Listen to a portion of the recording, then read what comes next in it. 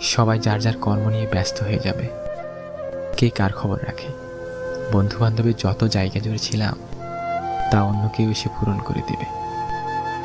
আমি কেমন আছি জানতে চাওয়া মানুষ খুঁজে পাওয়া যাবে না। আমার হঠাৎ চলে যাওয়াকে নিয়ে কেমন জানি কেউ অবাক হবে না। কারো কোনো শূন্যতা থাকবে না। আমার অনুপস্থিতিতে কারো কিছু যায় আসে না।